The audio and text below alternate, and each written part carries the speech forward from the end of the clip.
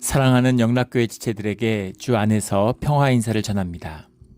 오늘은 2023년 8월 16일 수요일입니다. 오늘의 묵상 본문은 민수기 5장 1절로 31절까지의 말씀입니다. 오늘 본문 말씀 5장 1절부터의 말씀은 이렇게 시작합니다. 여호와께서 모세에게 말씀하여 이르시되, 늘 이 말씀의 기초가 주님에서 이 권위와 이 섭리의 기원에 대한 말씀이죠. 주님이 말씀하셨다. 모든 이스라엘의 율법이 주님의 말씀으로 비롯된 것이다. 주님의 통치에 섭리로부터 일어나는 일이다. 이걸 밝히고 있는 거죠. 2절에 이스라엘 자손에게 명령하여 모든 나병 환자와 유출증이 있는 자와 죽음으로 부정하게 된 자를 다 진영 밖으로 내보내되. 나병 환자라는 건 성경에 많이 나오는 말씀이죠. 차루아라는 말인데, 차루아라는 말이 이제 차라라는 말에서 왔어요. 차라라는 말은 이제 고통스럽다 이런 얘기입니다. 나병이라고 하는 우리가 한센병이라고 알고 있는 이제 그 병을 지칭하는 것이다. 또 그렇게 볼 수 있는 것도 있지만 또 광범위한 의미에서 피부병을 이제 의미하기도 한다 이렇게도 봅니다. 유출증이라고 하는 것은 이제 자부라는 말인데, 자부라는 게 플로우 흐른다 이제 이런 말입니다. 근데 유출증이라고 하는 말은 성경에서 이 자부라는 말은 여러 가지 레위기 15장을 보면 이것이 혈루병을 의미하는, 피가 멈추지 않는 혈루병을 의미하는 것 같기도 하고, 또 이제 월경을, 여성의 이제 월경을 의미하는 것으로 봐야 되지 않을까 이제 이런 부분도 있습니다. 또 때로는 성병을 지칭하는 것이었다라는 견해도 있어요. 피가 흐르는 이제 그런 병이다. 있는 자와 죽음으로 부정하게 된 자, 죽음으로 부정하게 된 자라는 말이 의미심장한데, 원문이 콜 타메 라나페시라는 말입니다. 콜 타메 라나페시. 콜이라는 게 이제 all, whoever 이런 말이죠. 누구든지. 타메라는 말, 성경에서 무수히 나오는 말이죠. unclean 이런 말입니다. 근데 라라는 건 by 무엇에 의해서 이런 거죠. 나페쉬라는 건, 네페쉬라는 말이 이제 영혼을 의미하는 거잖아요. 그래서 영혼, 영이 더럽혀진 자들, 이제 르아흐라고 할 때는 이제 그 영이라고 하는 데 초점이 가 있다면, 네페쉬라고 하면 이제 우리 몸속에 거하는 이제 혼백 같은 거죠. 심혼, 영혼 이렇게 얘기하는 그런 의미가 강합니다. 그래서 이제 이 말이 후대에 가서 이 죽음, 무덤을 만진 자, 죽음을 만진 자, 시체를 만진 자 이런 식으로 이제 뜻이 이렇게 고정되고 축소됐는데, 심령이 상한 자들, 마음이 주님과 함께할 수 없는 자들, 심령이 죽은 자들은 주님과 함께할 수 없다 이런 이야기입니다. 3절에 나오는 그들이 진영을 더럽히게 하지 말라. 내가 그 진영 가운데 거하느니라. 주님과 함께하는, 꼭 지성소가 아니라 성막이 아니라 주님이 함께 하시는 그 여호와의 공동체 전체, 그 모든 회중이 모여있는 그 모든 그 진영 그 자체에 주님이 함께 하시기 때문에 그 가운데 죄가 머물 수 없다라고 하는 것을 말씀하고 있는 거죠. 나병이라고 하는 것은 이제 상징적인 의미, 여러 병이 있을 수 있는데, 모든 심령이 죽은 자들, 심령이 더럽혀진 자들은 이해할 수 있죠. 그런데 왜 나병과 유출증을 이렇게 적시해서 구별했을까, 특정했을까라는 것이 이제 이유가 되는 거죠. 상징적인 의미가 있겠죠. 나병이라고 하는 건 전염성입니다. 나병은 옮죠. 그래서 이제 어디나 격리가 되잖아요. 현대에도 보면 한국에도 소록도 같은데 나병 환자들을 격리하면서, 그 일제시대 때나 5, 60년대만 해도 나병 환자들이 아주 굉장히 많았다 그러죠. 우리 예전에 그 할머니가 자주 하시던 얘기인데, 얼마나 그 5, 60년대 보릿고개가 심하고 어려웠는지, 보리 한 마리는 내놓지 못해도 나병자 환자 한 명씩은 다 내놓을 수 있다고, 이렇게 자꾸 이제 번지니까. 근데 그 전염성이라고 하는 것이 이제 죄의 특성이라고 하는 점입니다. 전염성, 옮는다는 거죠. 그 횡단보도에서 불이 안 바뀌었는데 사람들이 쭉 서 있어요. 아무도 안 건넙니다. 그 중에 한두 명이 건너면 다 따라 건너죠. 그런 거예요. 사람들이 무뎌지는 죄의 전염성이 있다는 겁니다. 그러니까 죄가 물들어가는 그 전염성, 죄의 특성을 경계하는 것이다. 그런 의미가 들어있는 거죠. 유출증이라고 하는 것은 이제 피가 나는 거잖아요. 피가 나는 것을 생명으로 보기 때문에 생명을 잃어버리는, 생명이 손상되는 것, 그러니까 생명을 보존한다는 뜻이 들어있는 것이죠. 그 상징적인 의미, 그리고 영을 깨끗이 지켜야 된다. 이것이 주님과 함께하는 비밀이다라는 겁니다. 죄를 제하는 것, 그리고 생명을 소중히 지키는 것, 영이 살아있는 것, 그런 사람들만이 주님과 함께할 수 있다. 주님은 영이시니까 당연한 것이겠죠.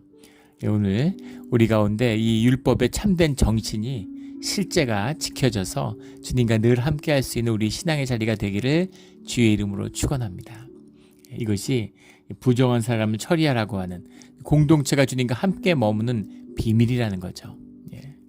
전염되고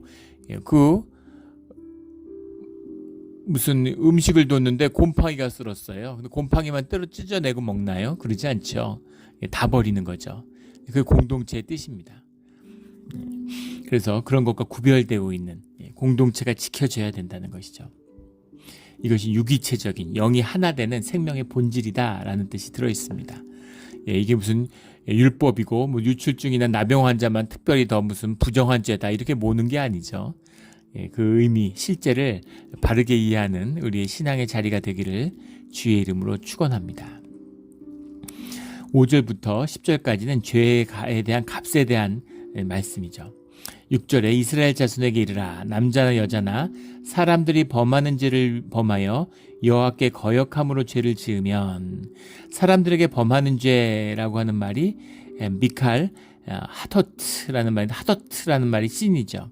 미칼이라는 건 뭐 애니 어떤 범죄든 사람이 범하는 죄, 대부분의 죄는 민사적인 죄죠. 재산상에 관련된 이제 그런 죄들입니다. 근데 그런 죄를 범해서 여호와께 거역함으로 죄를 지으면, 이게 무슨 말이냐면 여호와께 거역함이라는 게 이제 말 야훼라는 말인데, 여호와께 충성되지 못함으로, 굉장히 심오한, 오늘 말씀이 굉장히 사실은 이제 깊이 있는 말씀들이 많아요.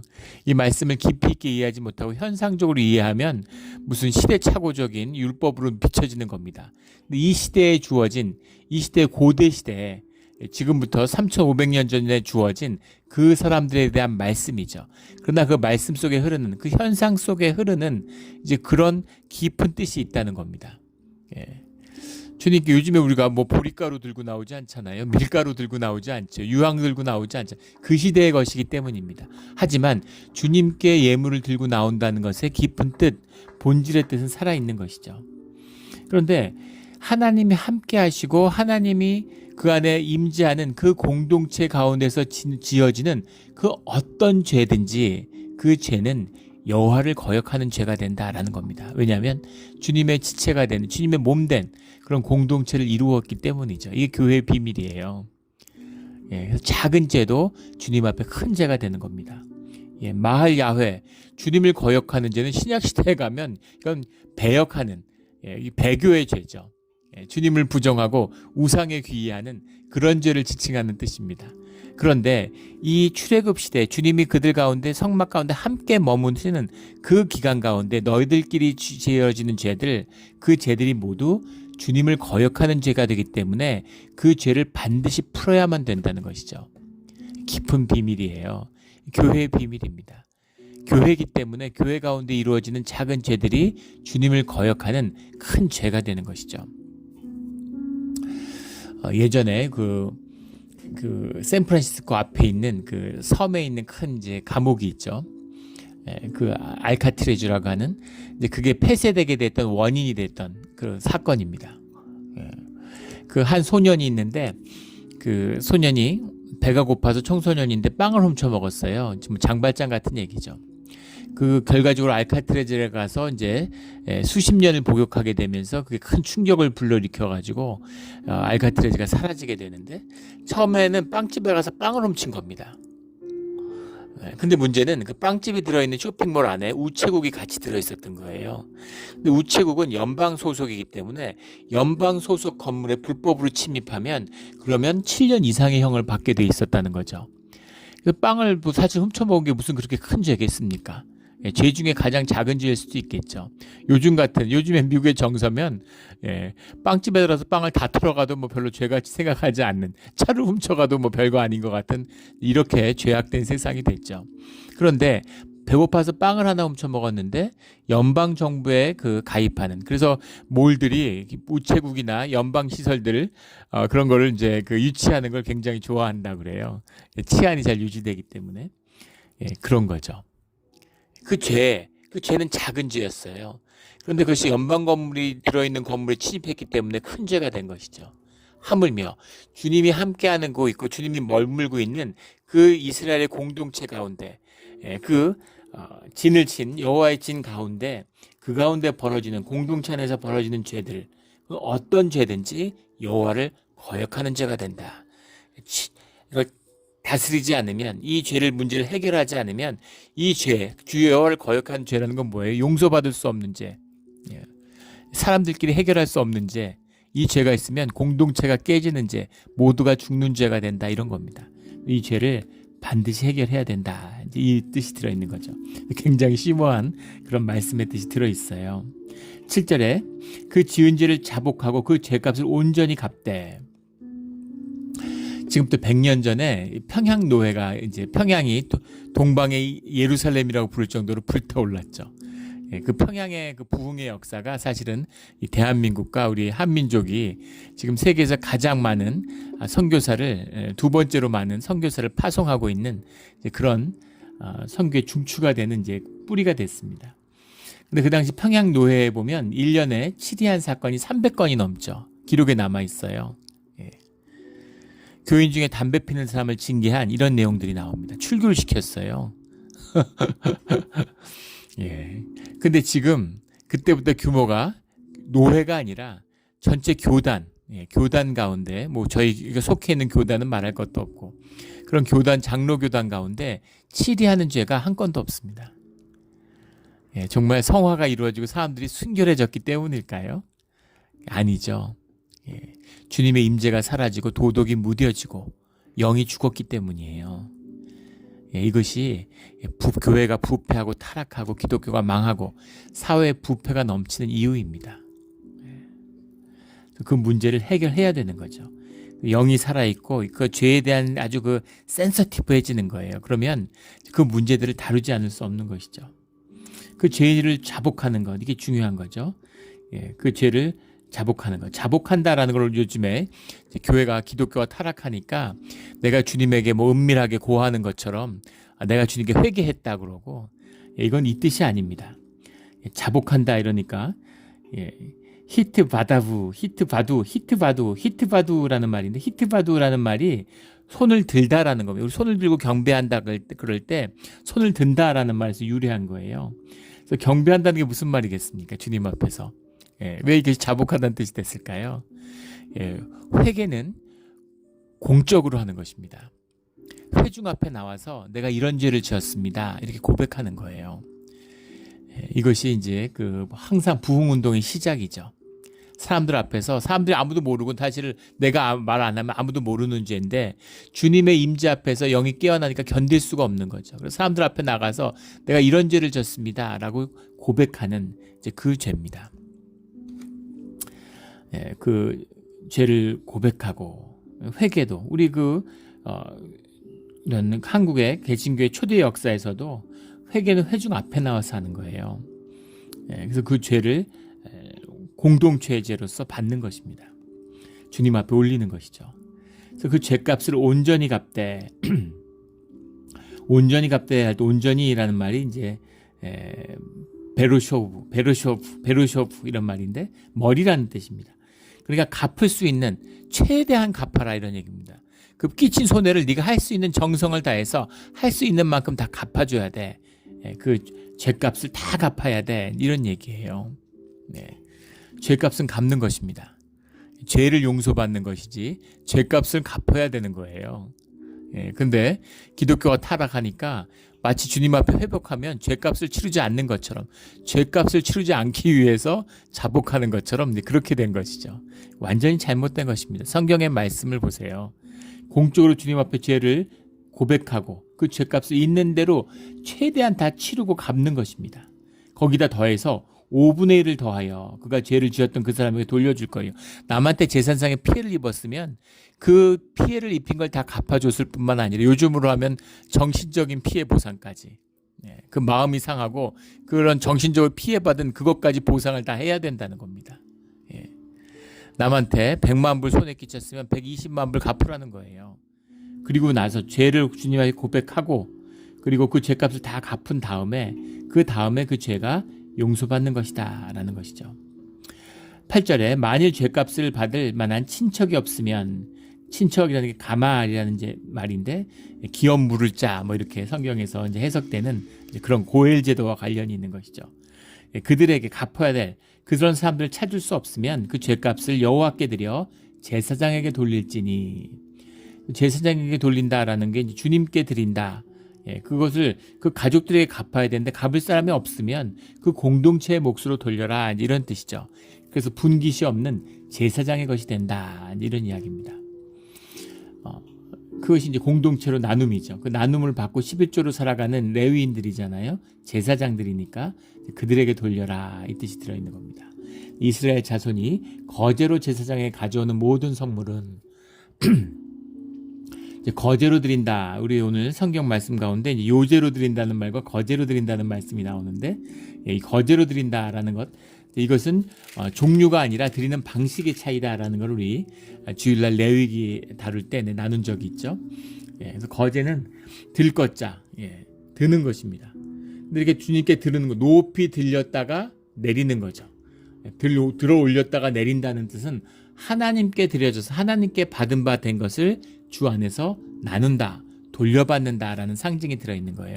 주님이 받으신 바 되었고 이제 그것을 우리의 것으로 나눠진다, 주 안에서. 그것이 거제의 뜻입니다. 요제라고 하는 건 요람이라고 그러죠. 흔든다는 뜻입니다. 그래서 짐승의 가슴 부위를, 그런 곡식을 들어서 주님 앞에서 흔드는 거예요. 흔든다라는 것은 이제 테누파라는 말인데 온전히 드린다 이런 말입니다. 주님 앞에 있는 힘껏 다 드렸다. 이것이 제가 가진 전부입니다. 이런 의미가 들어있는 거예요. 모든 걸 드렸습니다. 그런 뜻입니다. 모든 걸 드렸습니다. 우리 11조 같은 거죠. 11조가 10분의 1을 드리는 게 아니라 내가 가진 모든 것을, 이것이 다 주님의 것이기 때문에 주님께 다 드렸습니다 라는 상징이 들어있는 거죠. 그런 의미예요. 이 요제의 뜻입니다. 그래서 거제로 드리고 그래서 돌려받아서 우리 가운데 나누어진다라는 뜻이죠. 11절부터 31절까지의 말씀은 아내의 간통을 이제 밝히는 절차다 이렇게 되어 있습니다.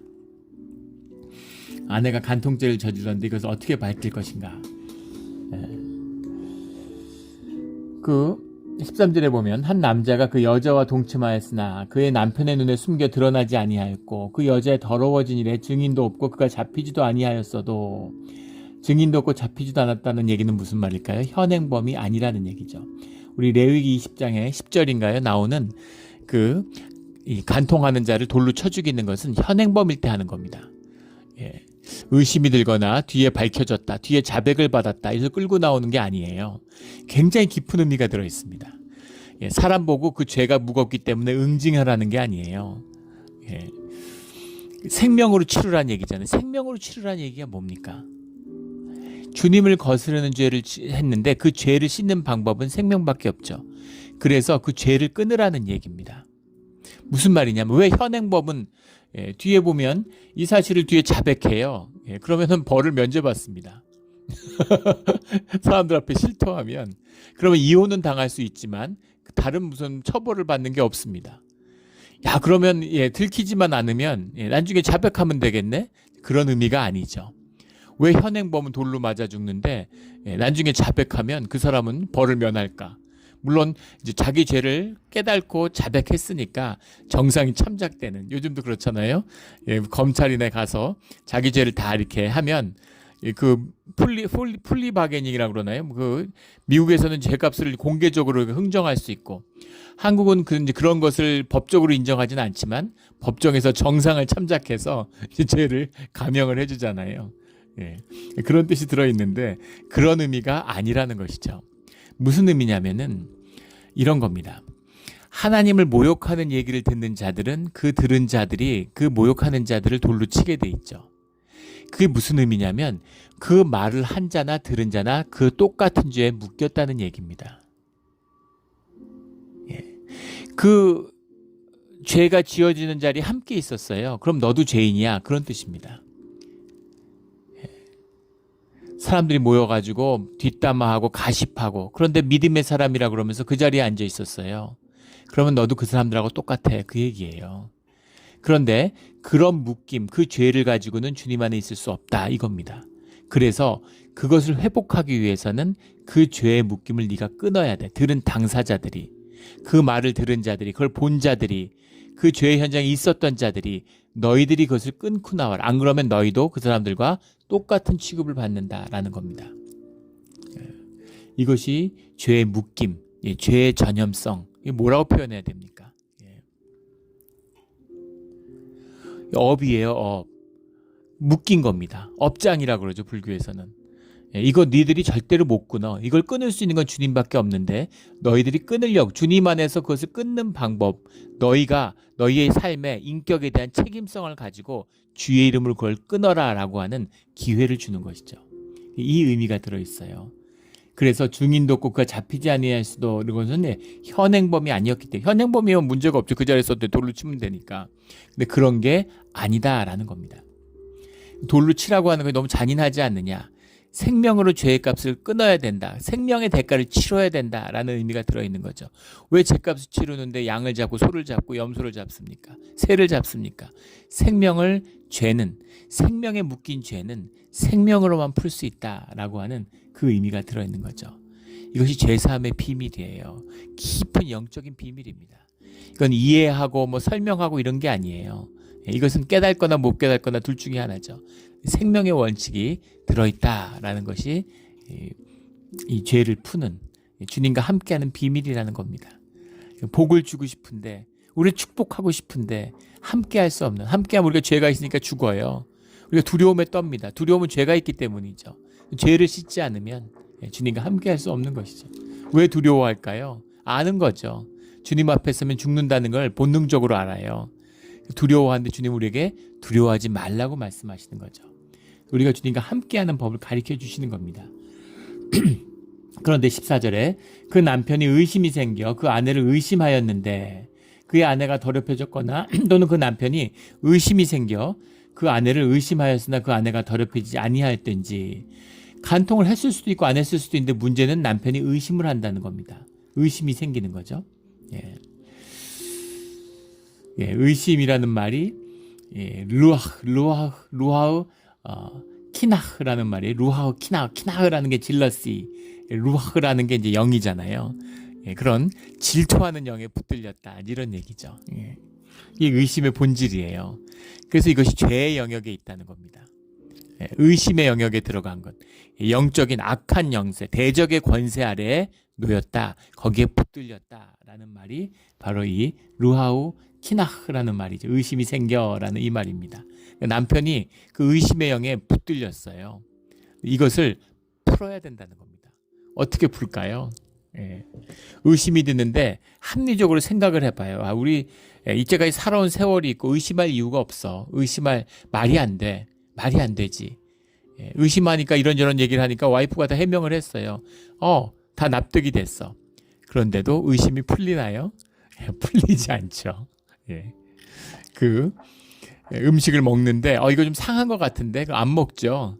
상한 것 같다, 안 상했어도 먹으면 탈이 납니다. 몸이 탈이 나요. 그게 우리 영의 비밀이죠. 우리의 영의 확신이 우리의 물질을, 우리의 육신을 지배하고 있기 때문에 영이 움직이면, 흔들리면 육이 흔들리는 겁니다. 실체예요. 그 정도가 아니죠. 우리 그 심리 실험할 때 보면 그 물을 있는데 뜨거운 물인 것처럼 뜨거운 물이라고 알려주는 거예요. 그리고는 실제로는 미지근한 물을 팔에 흘리는 겁니다. 그럼 아니면 얼굴에 훅 흘리는 거예요. 그럼 이러고 고통받고 너무너무 고통스러워합니다. 막 공포에 떨어요. 뜨거운 물이 이제 끼얹혀졌으니까 뜨거운 거죠. 실제로는 안 뜨거운 물인데 나중에 알려주는데 다 의아해하는 거예요. 뜨거웠는데 물이 뜨거워서 뜨거움을 느끼는 것이 아니라 물이 뜨거움이 오면 그 뜨거움에 대해서 내가 뜨겁다고 하는 몸이 반응하는 거잖아요. 신경 전달의 효과입니다. 그래서 물론 물이 뜨거워서 뜨거운 걸 느낄 수도 있지만 뜨겁지 않아도 마음이 뜨겁다고 여기면 뜨거운 겁니다. 이 비밀이죠. 더 무서운 것은 사람을 이렇게 불에다가 뭘 달구는 거, 젓가락 같은 걸 달구는 걸 보여준 다음에 눈을 가렸는데, 그 다음에 아니 눈을 안 가려도 되죠. 젓가락이 눈을 안 가리면 효과가 더 확실하다고 그러죠. 젓가락 같은 걸 이렇게 하다가 다른 젓가락으로 딱 갖다 대면 으악 하고 뜨거움을 느끼는 것에서 더 나아가서 화상을 입는다는 겁니다. 기가 막히잖아요. 이게 우리 영의 본질이죠. 근데 의심의 영이 들어왔어요. 근데 부부가 잘 살 수 있겠습니까? 이러면은 부부 관계가 깨진 거예요. 같이 못 삽니다. 예전에 뭐 기억하실지 한국을 대표하는 뭐 몇십 년 된 사건이죠. 아나운서가 있었어요. 방송국에 아주 잘 나가는 아나운서니까 뭐 유명인이죠. 요즘엔 뭐 그런 방송국 아나운서가 전혀 관심을, 왜냐하면 방송국 두세 개밖에 없으니까 거기서 9시 뉴스 이런 거 진행하면 명사죠. 굉장히 이제 관심을 많이 받고 이랬는데, 그렇게 영국에 무슨 잠시 1년간 단기로 유학을 갔는데 거기 유학하던 어떤 청년하고 만나서 이제 결혼을 한 겁니다. 그러니까 굉장히 낭만적인 로맨틱한 스토리잖아요. 그래서 뭐 뉴스에 많이 나왔던 것 같아요. 그래서 몇 년 지났나, 뭐 1, 2년 지났나 그랬는데, 임신을 했는데, 애를 낳는데, 남편이 그 애가 자기 친자가 아니라고 친자 확인 소송을 낸 겁니다. 친자가 아니라고 이혼 소송을 내니까 그 부인이 이제 친자 확인 소송을 낸 거예요. 그래서 재판에서 맞붙으니까 뭐 얼마나 이제 또 언론이 약합니까? 난리가 났죠. 뭐 매일 뉴스에 나오는 거예요. 굉장한 이제 사회적인 가십거리가 된 거죠. 그런데 이제 진실은 뭐였을까요? 진실은 뭐였을까? 이런 여론이 있을 수 있는 거죠. 아니 도대체 행실을 어떻게 하길래, 여자가 처신을 어떻게 하길래 남자가 그런 의심을 품어. 아니땜 굴뚝의 연기나 품행이 반정막지 못하고 워낙 문란하게 사니까 남자가 아버지가 애가 자기 자식인지 의심을 할 정도면 말할 필요도 없지, 이런 여론도 있고, 남자가 오죽 못났으면 그런 걸 의심해, 이런 얘기죠. 걔 남편 자격이 없어, 뭐 이런 얘기가 있는 겁니다. 진실이 뭐였는지는 알 수 없겠는데, 여자는 순수한데 정말 억울한 사람인데 이런 정말 모욕을 당하고 이런 의심을 받고 이런 학대를 받는구나. 그게 진실일까요? 아니면 남편은 순수하고 공부하는 사람이고 정말 선비 같은 사람인데 그 연예인 부인을 잘못 만나가지고 그래가지고 참 그런 기가 막힌 일을 겪은 것인가? 뭐가 진실일까? 그래서 이제 그 소송을 해가지고 친자 확인, 요즘은 뭐 아무것도 아니지만 친자 확인하는 게 옛날에는 이제 그게 굉장히 힘든 과정이었던 것이죠. 그거를 이제 법원의 명령으로 친자 확인을 했는데 그 아버지의 친자가 맞다는 게 확인됐습니다. 하지만 부부가 이혼했죠. 그런 의심, 남편 애를 가졌는데 그거를 자기 자식이 아니라고 의심받으면 이미 확인하기 전에, 확인하든 안 하든 자기 자식이든 아니든 이미 가정이 깨진 거죠. 이게 의심의 영의 문제입니다. 의심의 문제죠. 이 자체로 깨진 거예요. 그래서 그 의심의 문제를 다루는 것이 오늘 나오고 있는 이 요제의 핵심입니다. 의심의 요제, 의심의 소재물, 의심의 요제를 드리는. 보면은 이게 무슨 말인가 그러고 어처구니 없을 수 있어요. 이 깊은 뜻을 만나야 되는 겁니다. 이걸 잘못 읽으면 부인이 간통했는지 안 했는지를 주님 안에서 밝히는 것으로 알아요. 아닙니다. 밝히는 게 뭐가 중요해요? 이것이 아니라 부부가 부부 될 수 있는 이 의심을 풀고 부부가 하나 되는 비밀이 담겨 있는 거죠. 그걸 풀 수 있는 비밀이 예배밖에 없다는 겁니다. 그걸 풀 수 있는 비밀이 제사밖에 없다는 거예요. 이게 깊은 비밀이고 이 제사의 실제입니다. 이제 그 과정을 보면 뭐 과정이 중요한 것은 아닌데, 그를 위하여 보리가루 10분의 1 에바를 헌물로 드리되, 제사장에게 나와서 의심의 소재를 드려야 되는, 주님 앞에서 따져보자는 거죠. 주님이 참 이런 걸 따져주시는 분이에요. 누가 나를 너희 가운데 재판장으로 세웠느냐. 주님이 말씀하시죠. 지네끼리 형제끼리 재산 갖고 싸우는데 주님 앞에 나와서 공정하게 해달라 그러는데 누가 내가 너희들 그런 거 판단해주는 사람이라고 누가 그랬어. 이런 거죠. 간통했는지 안 했는지 의심 풀어주는 게 주님이 하시는 일이에요. 간통 범죄를 가리는 게 무슨 뭐예요? 그걸 뭐라 그래요? 흥신소라 그러나요? 그런 거 돈 받고서 뒤 캐가지고 남편이나 부인이 바람 피는지 밝혀주는 거, 그런 역할을 제사장과 이 지성소에서 하는 일이 아니죠. 성막의 일이 그 일을 한다는 게 아닙니다. 예. 보리가루 10분의 1 에바를 헌물로 드리되, 에바라는 것이 보리가루 10분의 1이 이제 오멜이죠. 성경에 나온 한 오멜 2.3리터고 한 에바는 23리터입니다. 근데 보리가루 보통은 이제 그 밀가루 이런 걸 갖고 나오는데, 곡식가루 중에 보리가루는 건 이제 요즘은 이제 보리가 몸에 좋아지고 그랬지만 예전엔 이 보리라는 것이 이제 그런 가난함의 상징이잖아요. 한국도 그랬고. 그래서 가장 어떤 험불함의 상징이죠. 그 보리가루를 1오멜을 가지고 나와서 기름도 붓지 않고 유황도 두지 말라. 유황이라고 하는 것은 기도, 주님께 올라가는 향이죠. 계시록에 나오는 것처럼. 기도의 의미가 아니라는 겁니다. 이 소재물에는. 그리고 기름이라고 하는 건 죄의 부정을 제거한다라고 하는 뜻이 들어있죠. 그러니까 기름과 유황을 빼라는 거죠. 근데 또 이렇게 이제 이야기하면 레위기에 가면 레위기 15장인가요? 거기 가면 이제 그 극빈자들이 그 소재를 드릴 때 기름과 유황을 빼는 얘기가 나옵니다. 그때의 의미는 이제 기름과 유황을 구하기 어렵기 때문에, 너무 가난하니까. 비싸잖아요. 유황 같은 게 기름도 비싸고. 요즘 기름이 아니죠. 비쌀 때입니다. 음식을 튀겨 먹는다는 건, 이거는 그 19세기에 오데오가 이제 발견되면서, 오데오가 개척되면서, 오데오 지역이 거기서 콩재배가 이루어지면서 시작된 그런 인류 역사의 기적 같은 얘기입니다. 그것이 우리가 음식을 튀겨 먹는, 또 돼지고기를 이렇게 무제한으로 먹을 수 있는 이제 그 길을 연 것이죠. 그 전에는 어느 지역, 어느 문화나 돼지고기를 터부시해요. 그 돼지가 곡식을 먹기 때문이죠. 그리고 기름은 귀한 것입니다. 근데 그 기름을 구하기가 어려우니까 가난한 자들을 위한 제사인 거죠. 그래서 이는 의심의 소재요, 죄악을 기억나게 하는 기억의 소재라. 의심의 소재다. 미나 카나오트라는 말인데, 의심을 푸는 소재가 되겠죠. 기억의 소재다. 기억이라는 말이 우리 레위기에서 주일날 나눴던 기념물이라 하는 그 말씀이죠. 자카라, 미나 자카라라는 말인데, 자카라라는 말이 이제 자카라는 말이 remember, 기억하다. 우리 기억하다는 의미를 주일날 나누었습니다. 주님 앞에서 기억된다는 의미가 무엇인지 영원성을 담고 있는 것이죠. 그 가치와 의미를 담고 있는 겁니다. 그래서 이걸 갖고 나왔다. 주님 안에서의 기억의 소재물이다. 의심의 소재물이지만 기억의 소재다라는 말은 무슨 말이냐면, 이것을 주님 앞에서 진실을 밝히는 것이다 라는 겁니다. 주님 앞에서 진실을 밝힌다는 건 무서운 것이죠. 뭐가 드러날지 몰라요. 우리가 생각하는 그런 진실과는 전혀 다른 진실일 겁니다. 근데 그 진실이 드러나고 주님 앞에서 진실을 가린다는 건 거기에 대한 죄값을 달게 받겠다. 만약에 기만과 속이는 것을 주님 앞에 나왔다, 그 책임을 면할 길이 없죠. 그래서 기억의 소재를 드린다는 얘기는 목숨을 걸었다, 이제 이런 얘기입니다. 목숨을 걸었다. 만약에 거짓말이면 내 목숨 내놓을게, 이런 얘기예요. 그런 각오로 드리는 것이 기억의 소재라는 겁니다. 그럼 왜 이렇게 드려야 되는가 하는 것이죠. 18절에 여인을 여호와 앞에 세우고 그의 머리를 풀게 하고, 머리를 풀다는 거는 이제 장례 때 하는 거잖아요. 그러니까 죽음을 앞둔 제사의 의미죠.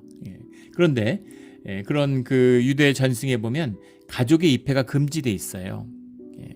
그러니까 마치 그 무죄 추정의 원리, 법정에서 이제 제기되는 것처럼 모든 그런 사실 사법적인 판단이 이런 이 성경적인 유산에서 비롯된 것이기도 하죠. 근대적인 사법제도의 고향이기도 한데, 머리를 풀었다고 하는 의미가 주님 앞에서 목숨을 걸었다는 얘기지 죽을 죄를 졌다는 얘기가 아닙니다. 그래서 그런 가족들이 있으면 의심을 갖고 있는데 막 손가락질하고 정죄하지 않겠어요? 그걸 막는 것이죠. 주님 앞에 서는 거예요. 그렇게 서서 머리를 풀게 하고, 이걸 안 하려면 회중 앞에 나가서 공개적으로 자백을 하면 되는 겁니다. 근데 죄가 없는데 억울할 수 있잖아요. 단지 그냥 의심이 의심을 낳아서 의심을 받는 것일 수 있으니까. 그래서 일단 주님 앞에 서면 머리를 풀게 하는 거죠. 기억나게 하는 소재물, 곧 의심의 소재물을 그의 두 손에 두고, 제사장은 저주가 되게 할 쓴물을 자기 손에 들고, 저주가 되게 쓴물을 하는 게 이제 마라라는 말에서 온 건데, 마라임이라는 마라임 뒤에 나오는 쓴물의 해독을 면하리라 19절에 마라임 마라의 쓴물 우리 출애굽에 나오는 그 마라입니다. 찌른다 이런 말인데 고통을 의미하는 거죠. 그 고통의 물, 그 물 자체가 썼다는 의미가 아니라 그것이 주님이 주시는 그런 진노의 물, 징계의 물이 될 수 있다는 것이죠. 그 말, 그 언약의 그 물이 되는 거예요. 21절에 제사장이 그 여인에게 저주의 맹세를 하게 하고 그 저주의 맹세를 하게 하고 그 여인이 말할지니라 여호와가 내 넓적다리를 마르고 내 배가 부어서 내가 백성 중에 저주거리와 맹세거리가 되게 하실지니라. 그러면 22절에 여인은 아멘 아멘 할지니라. 주님의 뜻으로 제가 그대로 될 걸 내가 믿습니다 라고 그 저주의 맹세를 받아들인다는 거죠. 그 넓적다리가 마르고 내가 배가 부었다는 게 무슨 말일까? 넓적다리라는 말이 이제 예레케크라는 말인데 영어 성경에도 이제 타이라고 썼어요. 넓적다리를 의미하는 건데 사실은 이것이 이제 성적인 부위를 말하는 거죠. 자궁.